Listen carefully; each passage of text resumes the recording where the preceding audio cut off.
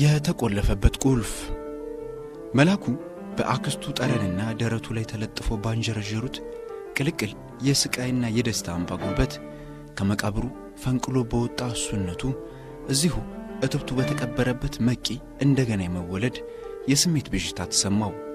ትላንት አንድም ዘመድ ያልነበረው መላኩ ዛሬ በቅጽበት ዘመድ በዘመድ ሆኗል። ችግር አገር ጥቶ ያሳለፈችውን ኑሮ ከሰውነት ተራ ቢያወጣትም የአክስቱ ልጅ መዓዛ አሁንም ደስ የሚል ፈገግታዋና የሴትነት ለዟ ልብ ይማርካል። የቀይ ጤፍ ማሽላ ቀይጥ እንጀራ በድልህ አድርገው አነስ ባለች አሮጌ ትሪ ላይ ይዘው ከወደ ጓዳ መጡ የመላኩ አክስት። መላኩ ካሳሁንን ከኋላ አስቀምጦ ወይዘሮ ብሪቱን በቀለ ሞላ ሆቴል አደረሳቸው። መጥቶ እንደሚጠይቃቸውም ስልክ እንደሚደውልላቸው ነግሯቸው አመስግኖ ተሰነባበቱ። በካሳውን መሪነት በግ ለመግዛት ወደዚያው አቀኑ። የነበረው ሁሉ ችግር አሁን ተረስቷል።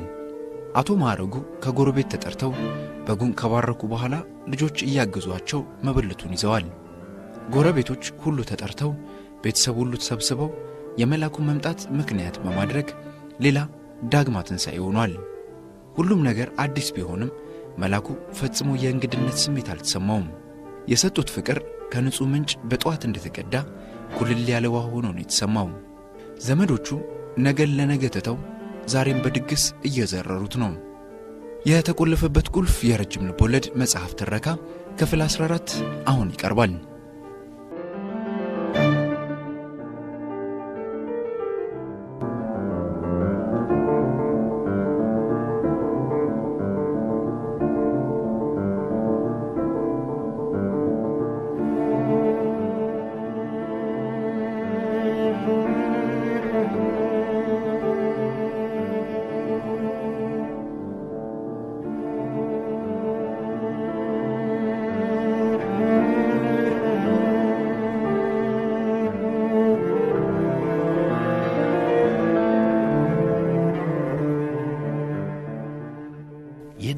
ዳነቱ ደስታውንና ሐዘኑን የትኛውንም ጠንካራ ስሜቱን ተቆጣጥሮ ከስሜቱ በላይ መኖር አለመቻሉም ነው። ከለመደው የጦት ኑሮ ላለመውጣት ይመስል ያገኛትን በአንድ ቀን ባለው ኃይል ከዘመድ ከጎረቤት ጋር ተባብሮ ያወድማታል። ድሃ ብድር መውሰድና ፍቅር መስጠት አይፈራም። ጥላቻና ሞትም ከድሃ ያን ያህል የራቁ ነገሮች ናቸው ማለት አይደለም። ብዙ መገዳደልና መደባደብ እዚህም ይበዛል። ድህነት የተወሳሰበ ያስተሳሰብና ያኗኗር ውጤት ነው። የማይዳሰስ ግን በቀላሉ የማይገፋ እንደ መላኩ ዘመዶች አይነት አሳዛኝ ሰዎች የሰፈሩበት የመከራ ተራራ ነው። ይህንን ሁሉ መላኩ ነበር ያሰበው። በድግሱ እየተደሰተ ድግሱን ያዘጋጁት ዘመዶቹ ግን አንጀቱን እየበሉት። እሱ ይህንን ያስብ እንጂ እነሱ ግን ነገን ለነገ ትተው ዛሬን በድግስ እየዘረሩት ነው። ወደ 3 ሰዓት ማታ ላይ ሰው ሁሉ እየተሰናበተ መውጣት ጀመረ።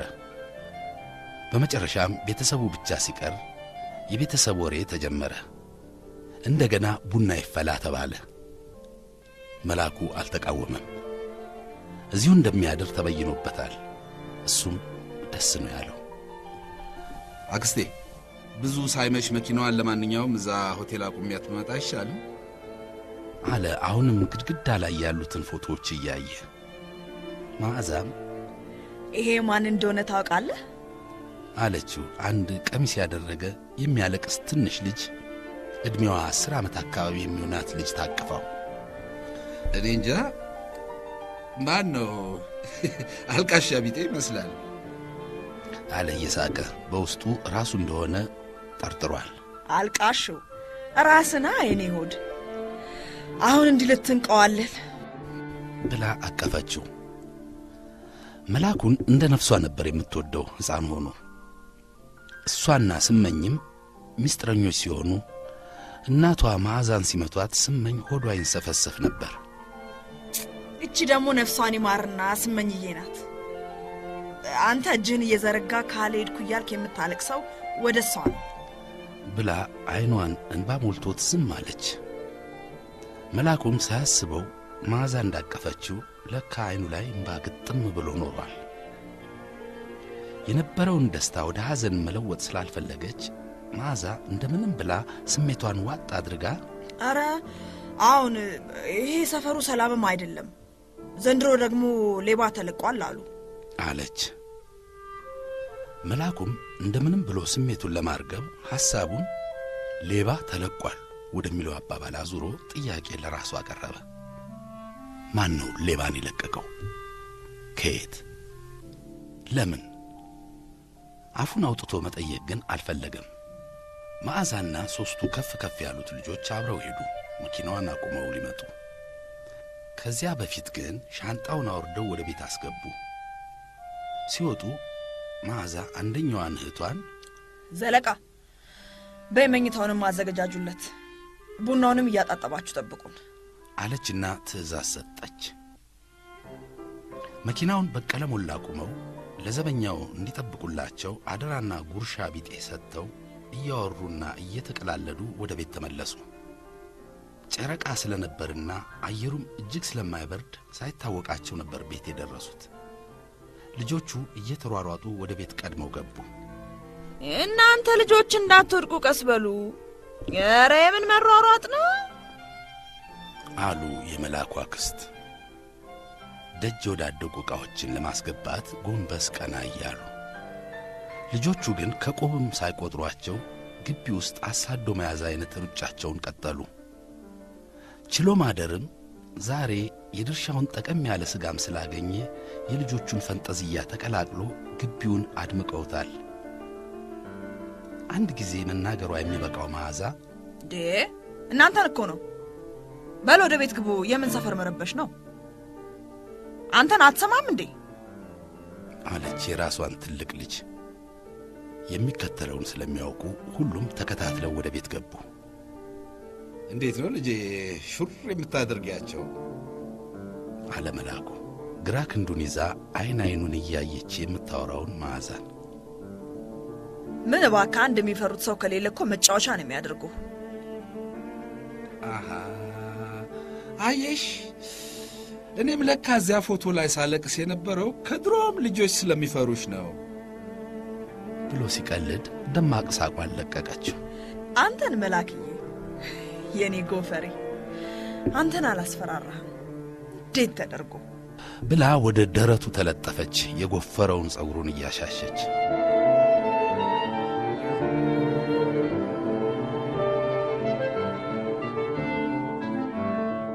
መዓዛ ኃይለኛ ብትሆንም ሰው መውደዷ ልክ የለውም። ኃይለኝነቷም ከዛ ነው የሚወጣው። መላኩ በአጭር ጊዜ ከሁሉም ቅልል ያለችውና ውስጡ የገባችው እሷ ናት። ቀን ላይ ያሳለፈችውን አስቸጋሪ ታሪክ አጫውተዋለች። መዓዛ የመጀመሪያ ባሏ በኤድስ የሞተው የዛሬ 14 ዓመት ሲሆን ከሱ የወለደቻት ልጇ ከቫይረሱ ንጹሕ ብትሆንም በዓመቱ በተቅማጥ ሕመም ሞተች። ይህም መዓዛም በበሽታው ተለክፋለች የሚለውን ወሬ አናፈሰው። ዞር ለማለት ስትል ወደ ዝዋይ ሄዳ ለመኖር ተገደደች፣ ወሬው አላስኖር ስላላት።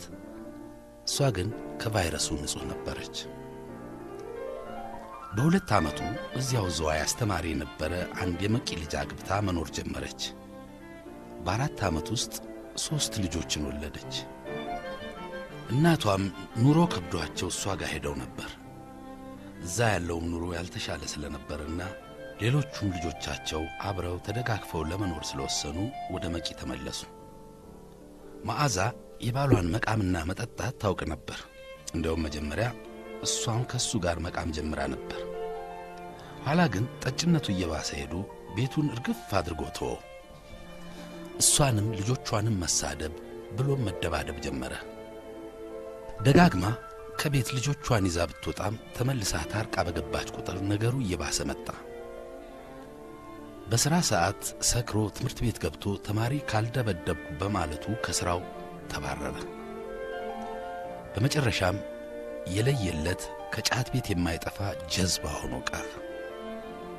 መዓዛም የልጆችን አእምሮ ከሚያበላሽብኝ ብላ ጠቅልላ ከነ ልጆቿ እናቷ ቤት ገባች።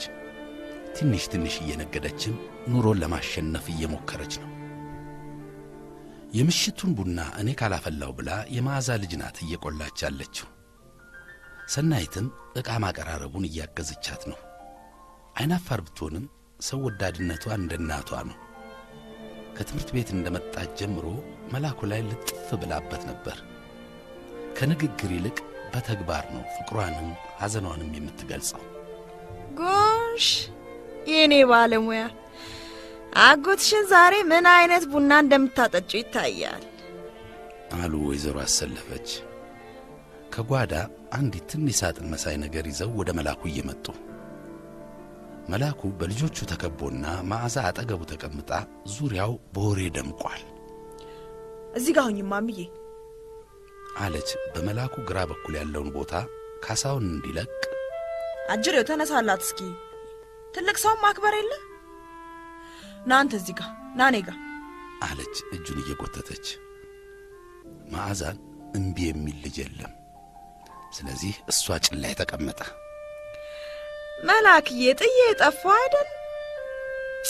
ዛሬ እኮ ነፍሴንም አለቅ መድኃኔ ዓለም እሱ መቼ የማያልቅበት በሽታዬ ሁሉ እኮ ነው ጥርግርግ ብሎ የጠፋው አሉ ተስተካክለው እየተቀመጡና ይዘውት የመጡትን ትንሽ ሳጥን እየከፈቱ። የሁሉም አይን ፎቶ የሞላውን ሳጥን በረበረ። መቼም አንተ ይሄን አታውቅም። ስመኝዬ በሞተች በ8 ዓመቱ አጎትም በዚህ በዘበኑ በሽታ ተይዞ ድንገት ታሞ ሞተ። ያው ሚስቱም እንዲህ የዋዛ እንዳትመስልህ ቤተሰቡን ሁሉ አንገር ግባ አላስጠጋለች። የአባታችንንም የቀበሌ ቤት በስሟ ዙራ ኖሮ በቃ በገረገራውም አላስደርሳለች። አንተም በያ ጊዜ የት እንዳለህም ማወቅ አልቻል። ውጭ አገር የስመኝ መስሪያ ቤት ሰዎች ወስደውታል ስላሉን በቃ ተስፋ ቆረጥን። እናም በስንት ስቃይ የአባቴንና የስመኝን የሟቹንም የወንድሜን ፎቶዎች ቅርሶች ብቻ አውጥታ ወረወረችልኝ። ከዚያም ወዲህኛም ድርሽ አላልን ወደዛ። ግን ብዙም ሳይቆይ እሷን በዛው በሽታ ሞተች አሉ። መላኩ ነገሩ መስጦት ዝም ብሎ ነው እየሰማ ያለው። ልጆቹም ታሪኩን በጸጥታ መስማት እንደጀመሩ እስኪ ልጆች በሉ አሁን ያዋቂ ጨዋታ ነው፣ ወደዛ ሄዳችሁ ተጫወቱ ስትል መዓዛ ታቸው ይሁኑ እነሱም ይወቁ ታሪካቸው አይደል? ደስ ካላቸው ይስሙ ማዕዝዬ አሉ ወይዘሮ አሰለፈች አጠገባቸው ያለችውን የዘለቃን ልጅ ጭንቅላቷን እየዳበሱ። ኧረ እማዬ እኛ ልጆች ሆነን ምን ነው እንደዚህ ነጻነት አልሰጠሽን? ገና አቂ አፉን ሲከፍት አልነበር እንዴ እያርበደበድሽ ጓዳ የምትከችን? አለች መዓዛ የሰማችውን ማመን እያቃታት ፈገግ ብላ። ሁልጊዜ እኮ ተደንቁሮ አይቀርም ማዕዝዬ። ያኔማ ባለማወቅ ስንት ነገር ጠፋ። በእኛ ይብቃ እስቲ። እናም ይኸውልህ እንግዲህ ቢያንስ ይህንን ፎቶ ለቅርስ ማስቀረጥ ቻልኩ፣ ሌላው ቢቀር አሉና ፎቶዎችን እያወጡ ሲያዩ ትንሿን ልጇን ስታስተኛ የነበረችው ዘለቃም ተቀላቀለቻቸው። ፎቶውን አንድ ባንድ እያዩ ቡናውን እየጠጡ ሲሳሳቁ አመሹ። ብቻ ከሌሊቱ 8 ሰዓት ነው መተኛት የቻሉት። መላኩም ዕድሜ ልኩን ሲናፍቀው የኖረውንና ከማሰብ በቀር ምስሉ የሌለውን ስንት የትዝታ ገደል መገጣጠም ቻለ በአንድ ምሽት። የአያቱን የእናቱንና የሌሎች አክስቶቹን ጭምር የጠቅላላ ቤተ ዘመዱን ሁሉ ፎቶ አክስቱ እያብራሩ አሳዩት። የአቶ አደፍርስንም ፎቶ እያሳዩት ድንገተኛ አሟሟታቸውንና ከሳቸው ሞት በኋላም ቤተሰቡ እንዴት አሽቆልቁሎ አሁን ያለበት የኑሮ ደረጃ እንደደረሰ አጫወቱት። የእናቱ ወገኖች አገራቸው ምንጃር ሲሆን አሁን የቀሩት ጥቂት ዘመዶች እንደሆኑና የችግሩን መንስኤ ከብዙ ሰው ጋር ደም በመቃባት አገሩን ለቀው ለመሄድ መገደዳቸውና መተላለቃቸው መሆኑንም ነገሩት። ከሁሉም ፎቶዎች ግን የመላኩን ቀልብ የሳበው እናቱ ወጣት እያለች ከአንድ ሽርጥ ከለበሰ ጠቆር ያለ አፍሮ ሰውዬ ጋር አጠገብ ላጠገብ ቆመው የተነሳችው ፎቶ ነው። መልኩ ከሱ ጋር ተቀራራቢ ይመስላል። አክስቱም ፎቶውን አንስተው እስኪ መላክዬ እነዚህን ታውቃለህ ማን እንደሆኑ አሉ ፈገግ ብለው። እማዬ ናት ይቺ። ይሄ ደግሞ አላውቅም ግን ብሎ አፈር ሲል አይታ መዓዛ የኔ ሆድ ምን እንዳላወቅክ ትሆናለህ። አፈርክ እንዴ? አባትህ እኮ ነው። ሐሰን ነው አይደል ስሙ ማዬ? አለች ወደ እሳቸው ዞር ብላ የመላኩን እጅ እንደያዘች። አክስቱ ደስ ያለህን ውሰድ አሉትና መላኩ 20 የሚሆኑ ፎቶዎችን መርጦ ወሰደ። እሱም ከመጣ ጀምሮ ስፍር ቁጥር የሌለው ፎቶ አንስቷል። ሁሉም ስለ ደከማቸው እንተኛ የሚል ሐሳብ ቀረበ። በልና ልጄ አረፍ በል እስኪ አደረቅነ እኮ ብላ መዓዛ ወደ አንደኛው መኝታ ቤት ወሰደችው። እኔ አልጋ ላይ ነው የሚተኛው ብለው ስላስቸገሩ ያክስቱ አልጋ ነበር ለሱ የተሰናዳለት። ሳሎንም ፍራሽ ማነጣጠፍ ጀምረዋል። እንዴ እኔ ብቻዬን አንድ አልጋ ይደርሰኛል እንዴ ብሎ በቀልድ ጠየቀ። ልጆቹ አስተያየታቸውን እንደተጠየቁ ሁሉም ከሱ ጋር ካልተኛን እያሉ ተረባረቡ። በመጨረሻም በስንት ትግል ለሁለቱ ተፈረደላቸው። ሌሎቹ የቀሩት አኮረፉ። ሌላ ቀን ደግሞ እነሱ እንደሚተኙ ተነገራቸውና ተጽናኑ። እዚህ ቤት የኑሮ እንጂ የፍቅር ድህነት የለም። እንግዲህ ባይደላም የእናት አልጋን የሚያህል የትም አይገኝም መላክዬ። አረፍ በል እስኪ። እነዚህ ልጆች ግን ሲረጋግጡ ነው የሚያድሩ። እንደው ለብቻ ብትተኛ አይሻልም አሉ አክስቱ አሁንም እየተጨነቁ። አረ አክስቴ ምንም አትጨነቂ ይመቸኛል አለ መላኩም አልጋው ላይ ወጥተው የሚላፉትን ልጆች በፈገግታ እያየ። አረ እናንተ ልጆች ተው፣ አልጋውን ትሰብሩት እንዴ? ሰሞኑን ተነፍቶበት ነበር። ትንሽ አንዳንድ ተባዮች ካስቸገሩ እንግዲህ ቻለው መላክዬ አሉ የመጨረሻውን ማስጠንቀቂያ ለመንገር ያህል። ደግሞም ሌሊት ላይ ቢበርደው እንዲደርበው ብለው የታጠበ ጋቢ ሰጡት። ልጆቹ ትንሽ አውርተው እንቅልፍ ይዟቸው ጥርግ አለ። ሁለቱም መላኩን እንዳቀፉት ነው። እሱ ግን ረዘም ላለ ሰዓት እንቅልፍ ባይኑ አልዞረም። አልጋው የሽቦ አልጋ ሲሆን ብዙ ዓመት ያገለገለ ነው። ፍራሹም ሳሳ ያለ የጥጥ ነው። ሽቦው ስለረገበ ሁሉንም ወደ መሃል ሰብስቧቸዋል። ብርድ ልብሱና አንሶላውም ብዙ ያገለገሉ ናቸው። ይህች ቤት ስንት ነፍስ ይዛለች! አቤት ይገርማል። እሱ ሲወለድ ልጆች የነበሩት ሁሉ ባለ ልጆች ናቸው ዛሬ። ጉስቁልናቸው ግን ጥልቀቱም ስፋቱም ህመም ፈጥሮበታል። ሌሎች ብዙ ሐሳቦችም አእምሮውን እንዳውሎ ነፋስ ከወዲያ ወዲህ ሲያላጉት ቆይተው ወደ 9 ሰዓት አካባቢ ነበር እንቅልፍ የወሰደው።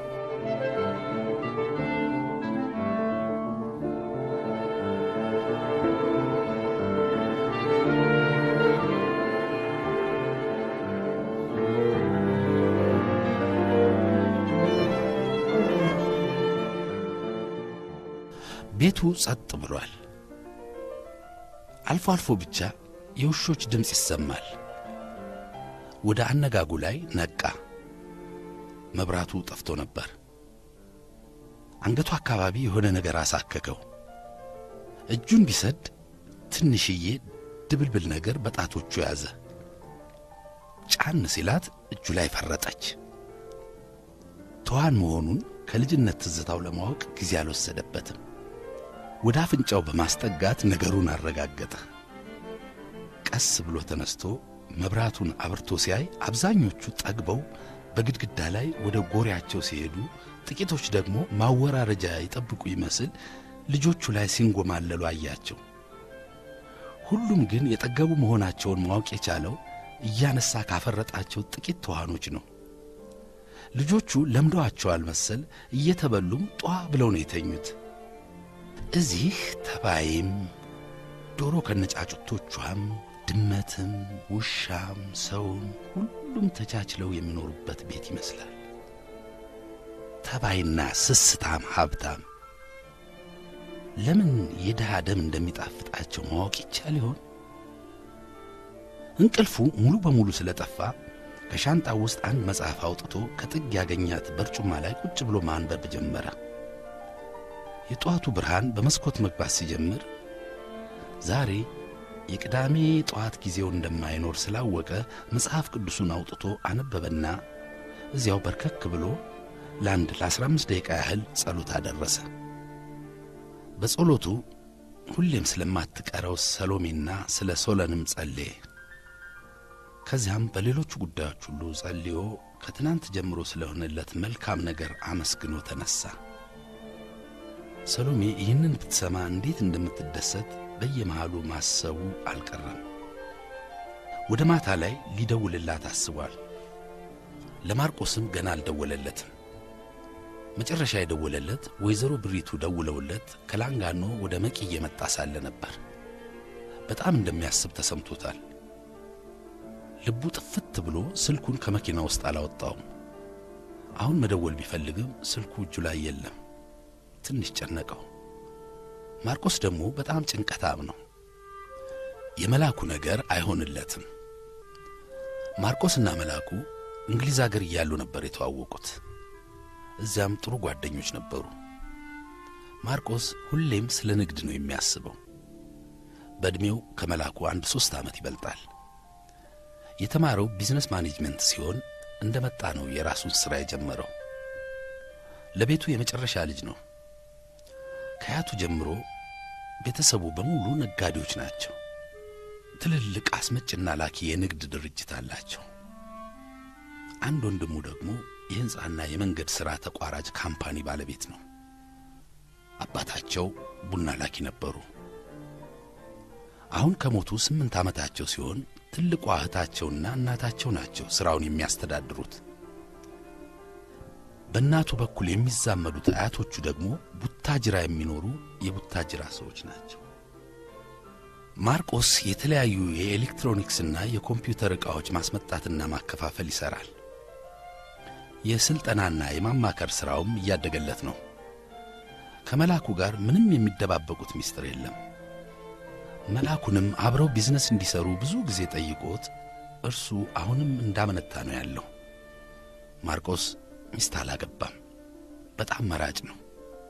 ሁሉንም ሰው የሚለካው ወዷት መጨረሻ ላይ በሰው ጣልቃ ገብነት በተለያት በማርታ ሳይሆን አይቀርም። አስተሳሰቡ ቀጥተኛ ቢሆንም ፍልስፍናና ሙግት ብዙም አይሆንለትም። ሰውን ለማወቅ ግን ጊዜ የማይወስድበት ሉጫ ጸጉሩ፣ ቀይ መልኩና ትልቅ አፍንጫው የጣሊያን ክልስ ቢያስመስለውም እሱ ግን ከቅድሚያቱ አካባቢ ካለበት ትንሽ የአርመን ዝርያ ውጪ ድፍን አበሻ ነው። መኝታ ቤቱን ከኮሪደሩ የሚለየውን መጋረጃ ገለጥ አድርጎ ወደ ሳሎን ለመውጣት ሲል በጠዋት ቤተክርስቲያን ስመው የተመለሱትና ጉድ ጉድ ሲሉ የነበሩት አክስቱ ምን ነው ልጄ በጠዋቱ እንቅልፍ ነሱ እነዚህ ልጆች አሉ ቀና ብለው እያዩት። አይ አክስቴ እኔ በጠዋት ነው የምነሳው፣ ልማድ ሆኖብኝ። አይ ተው ወይ ተባዩም አስቸግሮ እንዳይሆን ደግሞ ማልጋውም ትንሽ ረግቧል መሰል አሉ መላኩን እንቅልፍ ይነሳዋል ብለው ያሰቡትን ሁሉ በመደርደር። አረ አክስቴ በደንብ ነው የተኛሁት።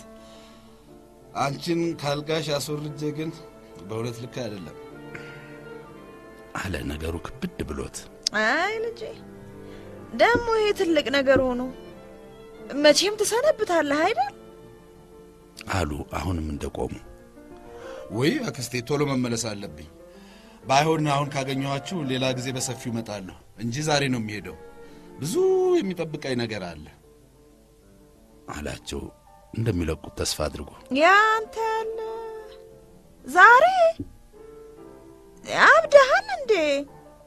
ልጆቹም አይለቁ አሉ ፈጽሞ ያልጠበቁት ስለሆነባቸው። አዎን አክስቴ፣ ግድ የለሽም። ሌላ ጊዜ በደንብ ተዘጋጅቼ እመጣለሁ። አሁንማ ተገናኘን፣ እናንተም ትመጣላችሁ አለ ነገሩን እያረገበ። እስኪ እነ መዓዝ ይነሱና እንነጋገራለን አሉ ሳሎን ቤት ተነጥፎ የነበረውን ምንጣፍ እየጠቀለሉ። ብዙም ሳይቆይ ሁሉም ሰው መነሳሳት ጀመረ። ትንሽ ሞቅ ሲል ደግሞ ልጆቹም ጫጩቶቹም መንጫጫት ጀመሩ። ሕይወት ቀጠለች ማለት ነው። ሁሉም ነፍሱን ለማቆየት የሌላውን ጆሮና ፍቅር ለማግኘት ተውስማኝ አገሬ እንዳለው አረ ስሙኝ ይላል አምላክ በሰጠው ድምፁ። ቁርስ ቡና ሲባል ጊዜው ሳይታወቅ ሄደ። ከብዙ ክርክር በኋላ መሄዱን ተቀበሉለት። ቶሎ እንደሚመጣ ቃል ስለገባላቸው። አረግ መላክዬ፣ አንድ ትልቅ ሰውማ ሳታገኝ አትሄድም። እኔን ሞት ይርሳኝ። እማማን ያዋለዱን መቼም ባታውቃቸውም አንተን ሲያው እንዴት ደስ እንደሚላቸው ይታየኛል። ስምህን ያወጡልህም እኮ እሳቸው ናቸው። እንዲሁ አይታርጋቸው ሳትሄድ። በጣም አርጅተዋል ግን አሉ የመላኩ አክስት። አረ በጣም ደስ ይለኛል ብሎ ብዙም ሳይቆይ ተከታትለው ሄዱ። በጣም ያረጁ አሮጊት ሴት በትንሽ ደሳሳ ጎጆ ውስጥ አሟቸው ደረሱ።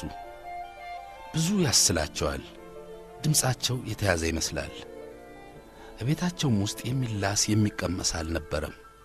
ጧሪም የላቸው። የመላኩ አክስት ይዘውት የሄዱትን ፍትፍት ትንሽ ቀምሰው ነፍሳቸው መለስ አለላቸው። አብሯቸው የሄደውም ካሳ መላኩ ልኮት ለስላሳ ገዝቶ አምጥቶ ትንሽ ጠጡ። መላኩን ግን አላስታወሱትም። ብዙ ነገር አሁን አያስታውሱም። ቢሆንም አቅፈው ስመው መረቁት። መላኩ ልቡ በጣም ተነክቶ ነበር። ስንት አዋላጆች የሆኑ ስንቱን ወደ ሕይወት በማምጣት ክቡር ሥራ ሰርተው ሕይወታቸውንም ሁሉ ለሰው ሰጥተው ጧሪ ቀባሪ እንኳን ሳይኖራቸው የሚሰቃዩ። መላኩ በሕይወት እስካሉ ድረስ የሚያስፈልጋቸውን ሊያደርግላቸው በልቡ ወሰነ። ለጊዜው ግን ምንም አላለም። የቀረውን ረፋዱንና ከሰዓት በኋላውን ምሳና ቡና ሲሉ ቆዩ። መላኩም ከመሄዱ በፊት ለልጆቹ 200 ብር፣ ላክስቱ ልጆች 1,000 ብር፣ ላክስቱ ደግሞ 3,000 ብር ሰጣቸው። የልጆቹ ደስታና ፍንደቃ ልክም አልነበረው። ትልልቆቹም ውስጣቸው ደስ ቢለውም መቼም ጫና ሆንብህ፣ አንተስ ምን አለህ፣ እረ ሁሉ ምንድነው ወዘተ በማለት ምስጋናቸውን በይሉኝታ ቅቤ በታሸ ቁጥብነት አቀረቡ። ከዛም ላዋለዱት ማማ አንዳንድ ነገር እንዲያደርጉላቸው ላክስቱ 1,000 ብር ጨምሮ ሰጣቸው። በመጨረሻም ተሰናብተው ሁሉም አቅፈው ስመውት ልጆቹም ቶሎ እንዲመጣ ቃል አስገብተውት ሄደ። መዓዛ ግን እስከ መኪናው ድረስ ካልሸኘው ብላ አብራው ሄደች። በቀለ ሞላ ትንሽ ቁጭ ብለው ሻይ እየጠጡ የልብ የልባቸውን አወሩ።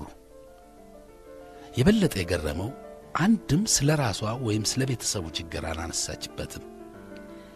እኔም ለመሌ ያንተስ ኑሮ እንዴት ነው? አጠገብ ሆኖ የሚያግዝ ሰው አለ? ካሁን እጠይቃለሁ ስል ለመሆኑ አግብተሃል? አለችው መዓዛ እየተጨነቀች። ለማግባቱ እስኪ ደርሳለሁ። ይህንን ያንን ስል እስካሁን አልሆነም። አሁንማ እናንተ አላችሁልኝ አይደል? አለ እንደ ማፈርም እንደ መሳቅም ብሎ። እንግዲህ ምን ትጠብቃለህ? ቶሎ አግባና ለእኛም ሞግ አሳየን። አንተም አይንም በአይነ ቶሎ ማየት ነው እንጂ አለች እሷም ፈገግ ብላ። አይደል ማዚ፣ እስኪ እሱ ያውቃል፣ እኔም የቻልኩትን አደርጋለሁ አለና ትንሽ እንደማሰብ ብሎ ማዚ፣ ይኸውልሽ አንቺ ለዚህ ቤት ዋነኛ ነሽ። ሁሉም ይሰሙሻል። በርቺ፣ አይዞሽ፣ ይሄ ሁሉ ያልፋል ብሎ አበረታታት። ከዚያም እንዳለ እሽግ 50 ብሮች አጠቃላይ 5,000 ብር ከጃኬቱ ኪስ አውጥቶ ትንሽ ለንግድሽ ታግዝሻለች ብሎ እጇ ላይ ሲያስቀምጠው ስቅስቅ ብላ ማልቀስ ጀመረች። ምንድነው ብሎ ቢጠይቃትም መልስ መስጠት አቅቷት አሁንም እንባዋና ንፍጧ እየተዝረበረበ ለቅሷን ቀጠለች። ትንሽ ጋብ ሲልላት አይ ቶ መልዬ ምንም አይደለም ብላ መሬቱን እያየች በእግሯ መቆርቆር ቀጠለች። ባደረገችው አሮጌ ሸራ ጫማ ወጥቶ የተሰነጣጠቀው ተረከዟ ይታያል። ልቅሷ የመላኩን አንጀት አላወሰው። እንዴት ይህንን ሁሉ ሐዘን ተሸክማ እየሳቀችና እያቀፈች ለሱ ያንን ሁሉ ፍቅር መስጠት እንደቻለች ምስጢር ሆኖበታል።